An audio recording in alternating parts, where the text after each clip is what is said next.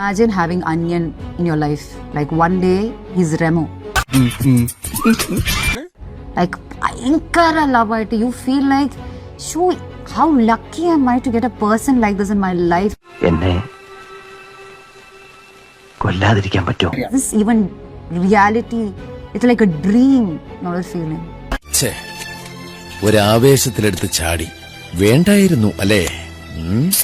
വിട്ടവളി ആന പിടിച്ചാ കിട്ടൂ. Next day, you see Onion. ആരാടാ നിന്നെ ഈ ദുശീലങ്ങളൊക്കെ പഠിപ്പിച്ചത്?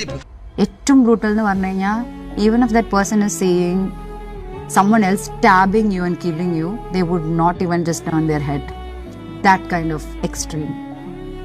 And there is a next day where the person is humbly apologizing, begging you, എനിക്കറിയില്ല, pleading you, promising you that they'll never repeat this again, crying like a baby.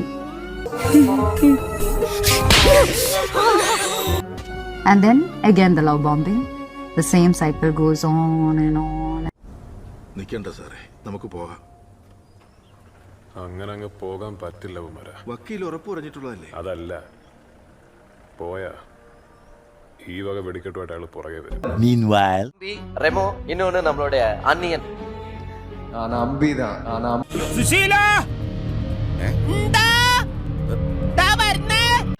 എല്ലാവർക്കും സന്തോഷമായല്ലോ? എനിക്ക് സന്തോഷമായി. എല്ലാവർക്കും പിരിഞ്ഞു പോവാം. ഞാൻ പോകുന്നു. Bye bye.